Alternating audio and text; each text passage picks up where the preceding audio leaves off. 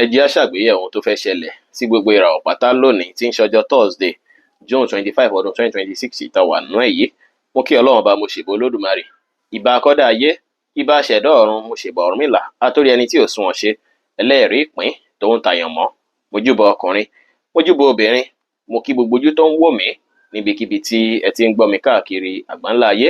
Olóríire òní, ẹ bá mi share fídíò yìí, ẹ pín kó jẹ́ òwúlò àtàǹfààní fọ́pọ̀ ènìyàn.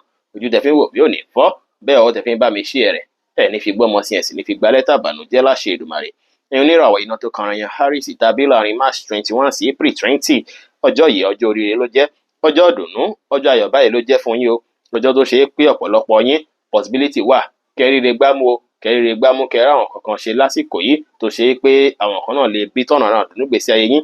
Àsìkò yìí nǹkan kan máa wà tó ṣe é pé ọ̀pọ̀lọpọ̀ yín ẹ fẹ́ falẹ̀ mọ́ tó máa jẹ́ nǹkan tó ṣe é pé ó ṣe kókó fún yín láti ṣe láti lè yí ayé yín padà. Ọ̀pọ̀lọpọ̀ yín lẹ́ẹ̀ máa rọ̀nà tẹ́lẹ̀ gbọ́rọ̀ ara yín gbà láti lè jẹ́ kí gbogbo nǹkan perfect, láti jẹ́ kí gbogbo nǹkan balance lásìkò yìí. Ṣùgbọ́n tí struggle kan bá wáyé tàbí tí challenge kan bá wáyé lásìkò yẹn, rí dájú pé ẹ kojú rẹ̀ dáadáa, ẹ kojú rẹ̀ láti rí dájú pé ẹ ṣẹ́gun ẹ̀ láti wá ipò padà tí ẹ̀ ń fẹ́ yìí. Àsìkò yìí àsìkò oríire ló jẹ́, ọ̀pọ̀lọpọ̀ yín lè rí àǹfààní jẹ níbi tẹ́ ẹ̀ ti ẹ̀rọ kan rárá, ibi tẹ́ ẹ̀rọ kan rí sí rárá, ire lè wọlé láti bẹ̀rẹ̀ lọ́jọ́ tòní.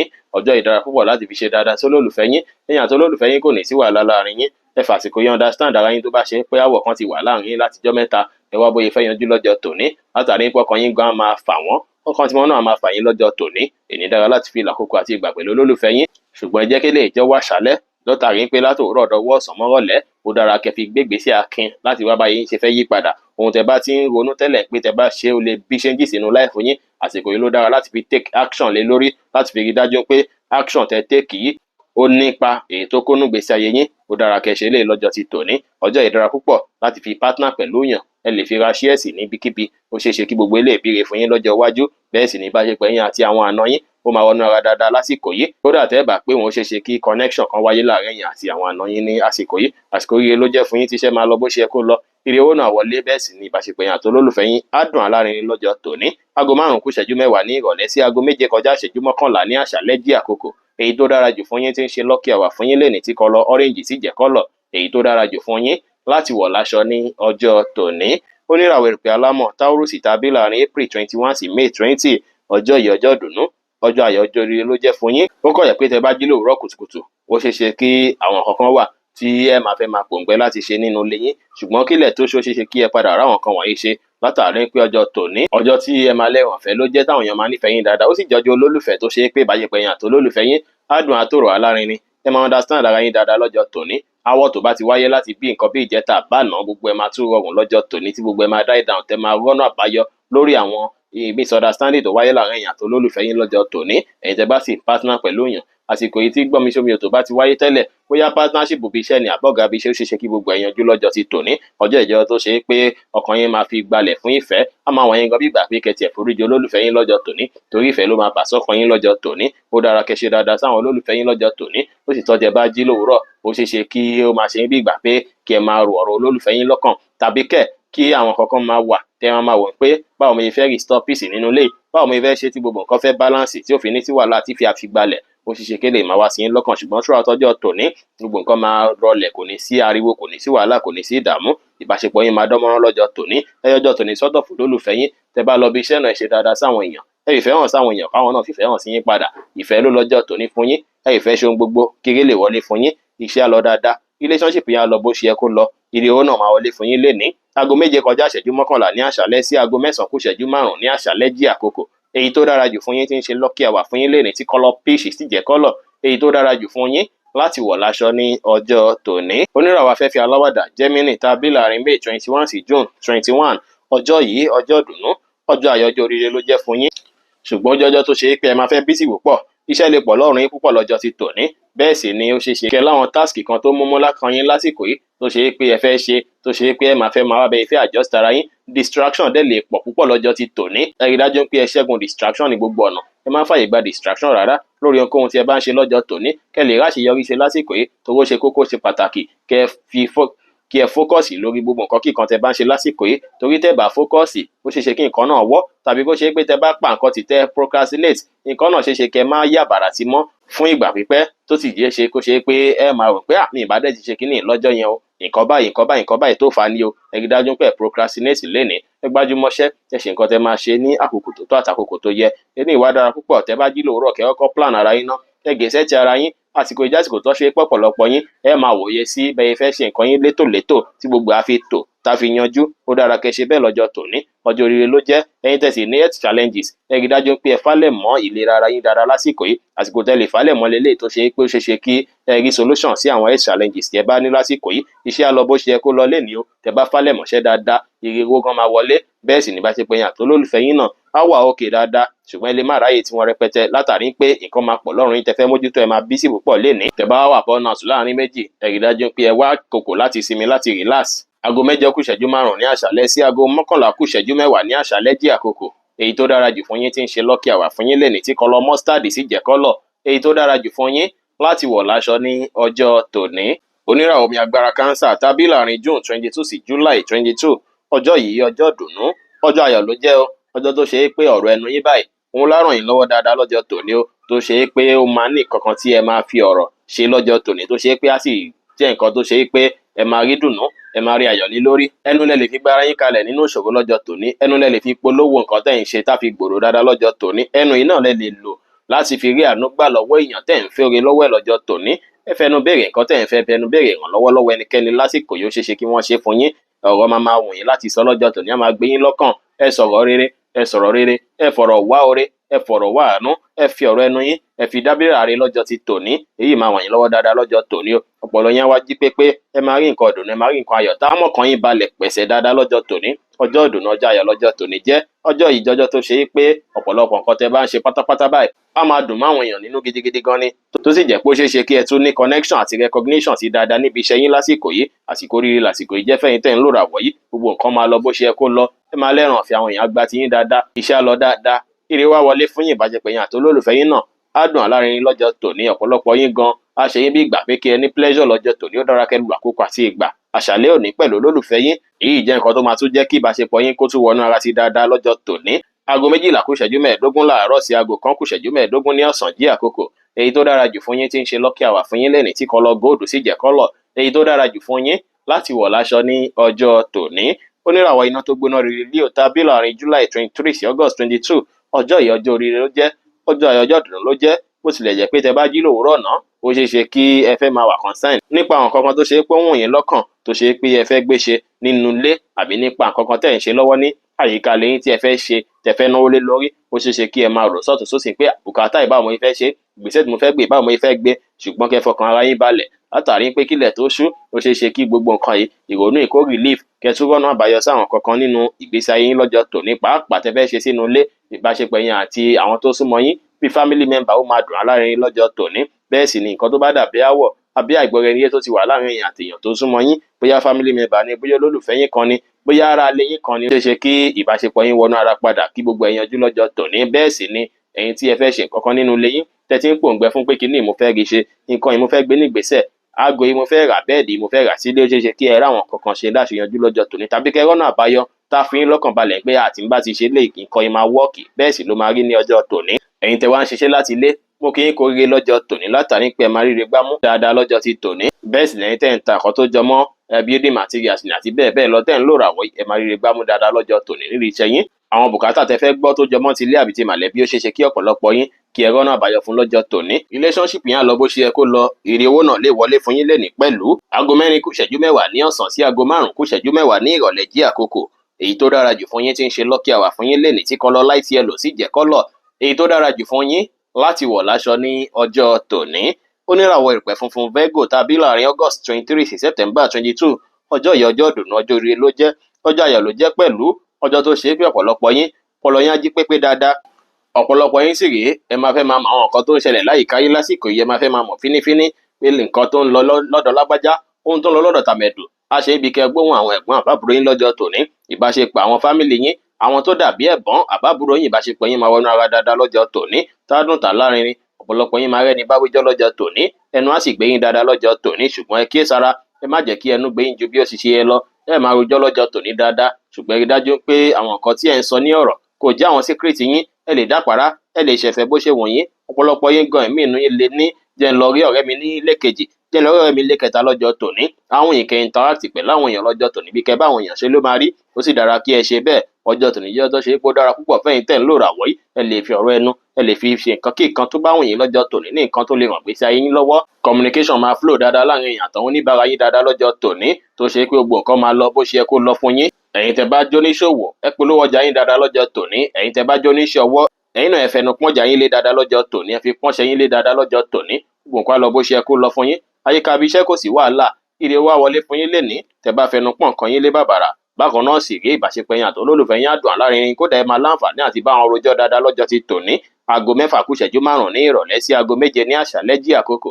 Èyí tó dára jù fún yín tí ń ṣe lucky hour fún yín lénìí tí kọ́lọ̀ yẹ́lò sì jẹ́ kọ́lọ̀. Èyí tó dára jù fún yín láti wọ̀ láṣọ ní ọjọ́ tòní. Oníràwọ̀ afẹ́fẹ́ márìmí fún Libra tàbí láàrin September 23 sí October 22. Ọjọ́ yìí ọjọ́ ìdùnnú, ọjọ́ ayọ̀ ló jẹ́, ọjọ́ oríire ló jẹ́ pẹ̀lú ọ̀pọ̀lọpọ̀ yín. Bí owó ló ń ṣe yín lásìkò yìí, ẹ nílò owó fọ́pọ̀lọpọ̀ nǹkan tó sì ṣeé ṣe kí ẹ padà rá àwọn nǹkan náà ṣe lásìkò yìí. Ẹ ti ń tiwó jọ lọ́tùn lósì pé mo fẹ́ fowó yìí ṣe gbá, mo fẹ́ fowó yìí ṣàwọn ọmọ ẹbí ṣe kòkó bàbá ṣáṣùn, tó sì ṣeé ṣe kó ṣe pé pẹ̀lú effort yín, pẹ̀lú àìdúró yín, pẹ̀lú bíbẹ̀rẹ̀ oore, ó ṣeé ṣe kí àǹfààní yìí kí ó ṣí sílẹ̀ kẹ́ rá àwọn nǹkan tẹ́ fẹ́ ṣe ní àsìkò yìí. Ọ̀pọ̀lọpọ̀ yín lẹ máa rá àwọn nǹkan kan àṣìfù lásìkò yìí tẹ́tí ń fẹ́ fowó ṣe látijọ́ mẹ́ta. Ó sì dára kí ẹ kówó lórí nǹkan kíkan tó bá wù yín lásìkò yìí. Ẹ fẹ́ ra mọ́tò ni, ẹ fẹ́ ra nǹkan tó buyì ni, ẹ lè ṣe gbogbo ẹ̀ lásìkò yìí kò sí wàhálà. Ọ̀rọ̀ bí owó, òun ló máa lọ́kàn yín. Ó sì dára kẹ́ fálẹ̀ mọ̀ṣẹ́, ẹ má jókòó sílé láti máa ronú owó rárá o, èyí ò lè ràn yín lọ́wọ́ rárá. Nǹkan kíkan tẹ́ bá mọ̀ tó jẹ́ opportunity tó bófin mu, ẹ lè tẹ̀lé lọ́jọ́ tòní, kò sí wàhálà. Gbogbo nǹkan tẹ́ bá sa ipá fún lọ́jọ́ tòní, ó ṣeé ṣe kí ó bọ́ sí fún yín lọ́jọ́ ti tòní o. Àǹfààní máa ṣílẹ̀ fún yín lọ́jọ́ tòní. Ọ̀pọ̀lọpọ̀ yín lẹ máa rí àǹfààní owó látara effort yín lọ́jọ́ ti tòní. Iṣẹ́ á lọ bó ṣe yẹ kó lọ lénìí, relationship yín á lọ bó ṣe yẹ kó lọ. Ìrìwó náà wọlé fún yín lénìí tẹ́ bá sakitiyan. Aago 10 kù ìṣẹ́jú láàárọ̀ sí aago 11 kù ìṣẹ́jú láàárọ̀ jí àkókò. Èyí tó dára jù fún yín tí ń ṣe lucky hour fún yín lénìí tí kọ́lọ̀ lime green sì jẹ́ kọ́lọ̀. Èyí tó dára jù fún yín láti wọ̀ láṣọ ní ọjọ́ tòní. Oníràwọ̀ omi tútù Scorpio tàbí láàrin October 23 sí November 22. Ọjọ́ yìí ọjọ́ ìdùnnú ló jẹ́, ọjọ́ oríire gbà ló jẹ́ fún yín. Ọ̀pọ̀lọpọ̀ yín, àwọn kọ́sítọ́mà yín máa fi ẹnu ara wọn polówó yín fún ẹlòmíì lọ́jọ́ ti tòní. Má fẹ́ ẹnu ara wọn polówó yín fún ẹlòmíì, connection máa wáyé fún yín lọ́jọ́ tòní. Connection ọ̀nà jíjìn ó máa wáyé fún lọ́jọ́ tòní. Ẹ máa rí àwọn èèyàn bá wíjọ́, ẹ máa rí àwọn èèyàn bá sọ̀rọ̀ lọ́jọ́ tòní tó ṣe é pọ̀ ọ̀tẹ́ bá wọn sọ ó ṣeé ṣe kí ó bíire, kó bá àǹfààní, kó bí ìdùnnú lọ́jọ́ ti tòní. Àwọn èèyàn máa fẹnu sọ̀rọ̀ yín níre lọ́jọ́ tòní. Àwọn ìmọ̀ kan sì wà tó ṣe é pé ẹ máa mọ̀ lọ́jọ́ tòní. Àwọn information kan wà tó ṣe é pé pamọ́ tẹ́lẹ̀ tẹ́ fẹ́ mọ̀, àbí ìtẹ́yìn gan òro kan pẹ́ tí ẹ lè mọ̀. Ó ṣeé ṣe kí ẹ tún ní ìmọ̀ sí lọ́jọ́ tòní. Àǹfààní sì lè wọlé láti ibikíbi lọ́jọ́ tòní fún yín. Opportunity oríṣiríṣi lè wọlé látọ̀nà jíjìn fún yín lọ́jọ́ ti tòní. Ọjọ́ tòní gan ni tó ṣe é pé ẹ ti jọ mọra tẹ́lẹ̀ tẹ́jọjọ́ bí ọ̀rẹ́, àbí tẹ́jọ jẹ́ bí family member kan tọ́nà wọ́n jìn sí yín. Ó ṣeé ṣe kí ìrẹ́pọ̀ tó dánmọ́rán kó sì wà láàrin yín dáadáa lásìkò yìí, tẹ́lẹ̀ sì dára púpọ̀, tẹ́lẹ̀ máa bí dùnnú tí a bí ayọ̀ fún yín. Bẹ́ẹ̀ sì lọ́pọ̀lọpọ̀ yín lè welcome àwọn àlejò látọ̀nà jíjìn lọ́jọ́ ti tòní, tó ṣe é pé àwọn àlejò yìí á tún jẹ́ kí dé yín kó tún wà more blessed. Ọjọ́ tòní ọjọ́ rere ló jẹ́, ọjọ́ tó ṣe é pé tẹ́ bá jí tẹ́lẹ̀ ẹ máa rò ní ìwọ ń pé báwo mo fẹ́ gbọ́rọ̀ gbèsè ayé mi kà, ọ̀nà mo fẹ́ gbé gbàtà yìí mi á fi dára, àwọn nǹkan mo lè ṣe pàápàá lórí iṣẹ́ mi tí gbogbo á fi lọ dáadáa. Ìyàlẹ́nu ló máa wá jẹ́, tẹ́ máa rí opportunity rẹpẹtẹ lọ́jọ́ ti tòní, pàápàá travel opportunity ó ṣeé ṣe kó jẹyọ fọ́pọ̀lọpọ̀ yín lọ́jọ́ tòní. Ọjọ́ rere lọ́jọ́ tòní jẹ́ fún yín. Iṣẹ́ á lọ bó ṣe yẹ kó lọ, ìbáṣepọ̀ yín àti olólùfẹ́ yín á dùn, alárinrin. Ire owó náà máa wọlé fún yín lénìí. Aago 7 kù ìṣẹ́jú 15 láàárọ̀ sí aago 8 kù ìṣẹ́jú 15 láàárọ̀ jí àkókò. Èyí tó dára jù fún yín tí ń ṣe lucky hour fún yín lénìí tí kọ́lọ̀ orange sì jẹ́ kọ́lọ̀. Èyí tó dára jù fún yín láti wọ̀ láṣọ ní ọjọ́ tòní. Oníràwọ̀ inú àtùpà Sagittarius tàbí láàrin November 23 sí December 22. Àsìkò planning lè wáyé o. Àsìkò tó ṣe é pé ẹ máa fi ronú kankan nú ọkàn yín, àwọn kankan máa wọ̀nyí láti ṣe ṣùgbọ́n ẹ máa feel restricted látara pé ẹ máa fẹ́ máa plan jù lórí nǹkan lásìkò yìí. Ó dára kẹ́ ṣe bẹ́ẹ̀ o. Pàápàá ohun kan máa sọ sí yín lọ́kàn lọ́jọ́ tòní pé lágbájá gbígbèsè báyìí, lágbájá báyìí ni kò tó, báyìí ni kò ṣe. Ó dára kẹ́ gbọ́ràn sóhùn yín lẹ́nu o. Ó jẹ́ èyí tó fẹ́ ràn yín lọ́wọ́ lásìkò yìí ni. Kò wá dára kí ẹ tún wá waste gbogbo ọjọ́ tòní lórí planning, lórí ìrònú. Ẹ gbọ́dọ̀ ronú àròjù torí àyà dídùn àti BP. Kẹ́ kíyèsára púpọ̀ lọ́jọ́ tòní. Ẹ rò díẹ̀, kẹ́ gbégbèsè ló dára, ẹ má wà restricted rárá. Ọ̀pọ̀lọpọ̀ yín tẹ́ bá sùn tẹ́ bá jí lọ́jọ́ tòní àti tètè dìde ńlẹ̀ lè rí bákan, ṣùgbọ́n ẹ jí gìrì, ẹ fi ìgboyà dìde, ẹ fa kíkanjú dìde, kẹ́ falẹ̀ mọ́ gbọ̀n kan yín lọ́jọ́ ti tòní. Ẹ gbọ́rọ̀ tó ń sọ sí yín lọ́kàn, kẹ́ fi guide ara yín.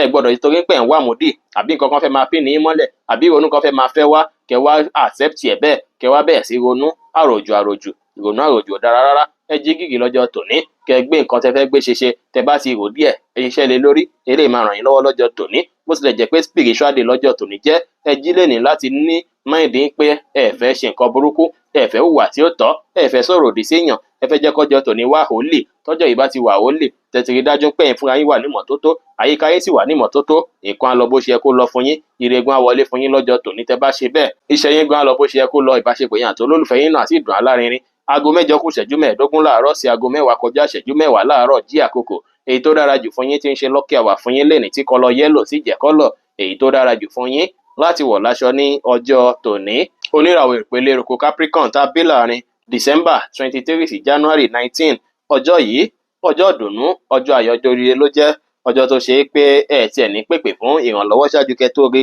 ẹ máa rí ìrànlọ́wọ́ lọ́jọ́ ti tòní ẹ máa ráwọn èèyàn bá ṣe lọ́jọ́ tòní àwọn èèyàn náà fẹ́ bá yín ṣe ẹ máa wà social lọ́jọ́ tòní àwọn èèyàn wá fọ̀rọ̀ lọ yín dáadáa lọ́jọ́ tòní o lágbájá bá wa dá sílẹ̀ lágbájá mo wá kí ẹni lágbájá jẹ́ àjọ ṣe gbá jẹ́ àjọ ṣàwó máa pọ̀ lọ́jọ́ ti tòní èyí ń dára láti fi network torí ẹ tún lè ní connection dáadáa sí lọ́jọ́ tòní ẹ má jókòó sílé láì ṣe ohunkóhun lọ́jọ́ tòní ẹ bá àwọn èèyàn ṣe ẹ pa àwọn customer yín tó ti pẹ́ ẹ bá wọn sọ̀rọ̀ lọ́jọ́ tòní wọ́n tún lè wọlé wá láti wá bá yín dúnàdúrà lénìí ọ̀pọ̀lọpọ̀ yín connection máa wà fún yín dáadáa lọ́jọ́ tòní connection àwọn èèyàn tuntun lọ́tún lósì ó máa wà fún yín lọ́jọ́ tòní ẹ polówó iṣẹ́ yín dáadáa lọ́jọ́ tòní èèyàn tó súnmọ́ yín ó lè fi yín han ẹni tá ṣe yín lóore lọ́jọ́ tòní tí gbìyànjú yín bá ṣe tó ni ẹ̀rí dájú pé tẹ bá jí lénìí ẹ ṣe prayer fáláàánú tówó ṣe kọ́pọ̀lọpọ̀ èèyàn wọ́gbà yín ká tó máa nídìí yín lọ́jọ́ tòní níbi iṣẹ́ gan máa nídìí sáfíìsì yín dáadáa lénìí ẹ wà ní dánìkan ṣe support máa wáyé ẹ̀yin tẹ́ ń ṣiṣẹ́ bíi teamwork ẹ máa rí ṣe dáadáa lásìkò yìí ẹ̀yin tẹ́ sì ṣiṣẹ́ teamwork ẹ máa rí support níbikíbi lọ́jọ́ tòní gbogbo nǹkan á lọ bó ṣe yẹ kó lọ kò ní sí jà kò ní sí wàhálà kò ní sí dààmú lọ́jọ́ tòní gbogbo nǹkan á lọ dáadáa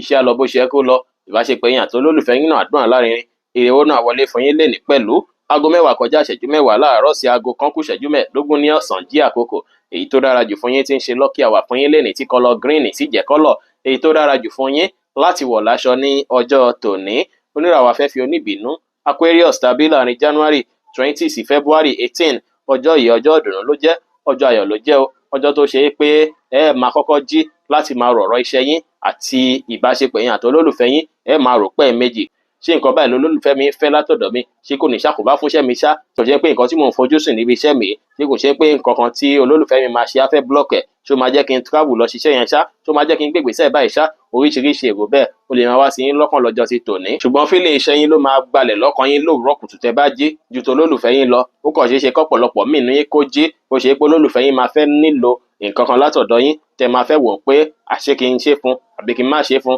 àbọ̀ náà mo fẹ́ gbégbà láti ṣe fún ṣùgbọ́n ilé ìgbà péréte lè fẹ́ fi wáyé lówùúrọ̀ èyí sì jẹ́ pé ọ̀pọ̀lọpọ̀ yín ló máa ṣẹlẹ̀ sí kì í ṣe gbogbo Aquarius pátá ṣùgbọ́n throughout ọjọ́ ti tòní ọjọ́ ìdùnnú ló máa jẹ́ ọjọ́ ayọ̀ ló máa jẹ́ gbogbo fókọ̀sì yín pátápátá ó máa shift sórí iṣẹ́ yín báyìí ni iṣẹ́ yín báyìí lẹ máa wá bí gbogbo ẹ̀ ṣe fẹ́ lọ dáadáa ó sì lè jẹ́ pé tẹ́lẹ̀tẹ́lẹ̀ nǹkan bí iṣu iṣẹ́ ó sì ń wáyé láti bí ijọ́ méjì tó ṣe pé ẹ̀ ń wò pọ̀nà ó lẹ fẹ́ gbégbà gbogbo ẹ máa dìrọ̀rùn lọ́jọ́ tòní ẹ máa ráyè fòkọ́sì lórí iṣẹ́ yín lọ́jọ́ tòní tẹ́ bá ń lọ bí iṣẹ́ lénìí ó dára kí ẹ múra dáadáa kí ẹ dùn rí ẹ sì rí dájú pé ẹ discipline ara yín láti mójútó nǹkan tó ṣe kókó lásìkò yìí ẹ má fi nǹkan falẹ̀ rárá ẹ má ṣèṣe pé mi ìráyè iṣẹ́ lénìí jẹ́ kọ́kọ́ lọ patí náà mi ìráyè iṣẹ́ lénìí jẹ́ kọ́kọ́ farabalẹ̀ lọ ṣe fàájì náà ẹ kí ó sọra dáadáa time is money o àsìkò tẹ́lẹ̀ fi falẹ̀ mọ́ sẹ́yìn gangan ló dé yìí ẹ falẹ̀ mọ́ káàrí ayín lọ́jọ́ tòní ẹ bá ṣe gbé káàrí ayín sílẹ̀ ṣe máa ní dàgbàsókè sí ọ̀pọ̀lọpọ̀ yín tẹ́ bá ti plan pé tiẹ̀ fẹ́ jókòó sílé gan tẹ́lẹ̀ iṣẹ́ máa gbé yín jáde lọ́jọ́ ti tòní o iṣẹ́ á lọ bó ṣe yẹ kó lọ báṣepọ̀ yín àti olólùfẹ́ yín á dùn àlárinrin ìrèwọ́ náà wọlé fún yín lọ́jọ́ tòní aago 1 kù ìṣẹ́jú 15 ní ọ̀sán sí aago 3 kù ìṣẹ́jú 15 ní ọ̀sán jí àkókò èyí tó dára jù fún yín tí ń ṣe lọ́kì àwà fún yín lénìí tí kọlọ olive green sì jẹ́ kọ́lọ̀ èyí tó dára jù fún yín láti wọ̀ láṣọ ní ọjọ́ tòní oníràwọ̀ mi tí kì í ru Pisces tàbí láàrin February 19 sí March 20 ọjọ́ yìí ọjọ́ ìdùnnú ló jẹ́ ọjọ́ ayọ̀ ló jẹ́ ọjọ́ rere ló jẹ́ pẹ̀lú ọjọ́ tó ṣe é pé ọ̀pọ̀lọpọ̀ yín ẹ máa rí àwọn àǹfààní kan láti ilẹ̀ òkèèrè o ẹ máa rí àǹfààní láti ilẹ̀ òkèèrè lọ́jọ́ tòní ẹ máa róre ìdùnnú látọ̀nà jíjìn támúnú yín dùn wọ́n lè pè yín sí ìrìn àjò lásìkò ìrìn àjò yìí sì jẹ́ èyí tó ṣe é pé ẹ lè rìn tó ṣe é pé á bí dùnú á báyọ̀ ọ̀pọ̀lọpọ̀ yín náà sì ohun tẹ́ bá ń ṣe pátápátá ẹ máa ríre gbámùn díẹ̀ o tó ṣe é pé àwọn èèyàn á bá yín fi ẹnu kún ọjà yín lé bàbàrà lọ́jọ́ tòní interaction láàrin èèyàn àtàwọn oníbàárà yín á wọnú ara dáadáa àwọn èèyàn máa gbóríyìn fún yín, wọ́n máa appreciate iṣẹ́ dáadáa tẹ́ ń ṣe lọ́jọ́ tòní. Ẹ rí dájú pé ẹ fakitiyan ṣiṣẹ́ yín lọ́jọ́ tòní o. Ẹ máa ṣàṣeyọrí lórí àwọn kankan tí ẹ ń ṣe níṣẹ́ gan lásìkò yìí tó ṣe é pé á mú káwọn èèyàn máa sọ̀rọ̀ yín níre, wọ́n máa sọ̀rọ̀ yín dáadáa. Ẹ máa ní recognition tẹ́ ẹ̀ ń fẹ́ lásìkò yìí, àwọn èèyàn máa gba tiyín, wọ́n á pọ́n yín lé dáadáa lọ́jọ́ tòní.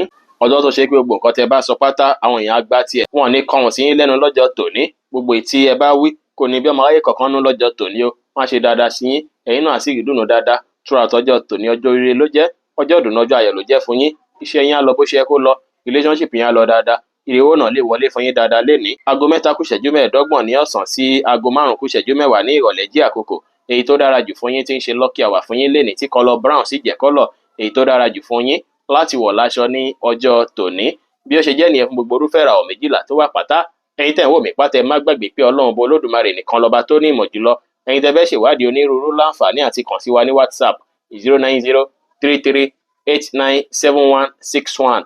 Ire gbogbo á jẹ́ tiwa lónìí, lọ́sẹ̀ yìí, lóṣù yìí àti ní gbogbo ọjọ́ ayé wa láṣẹ Ìdùmarè. Ire o.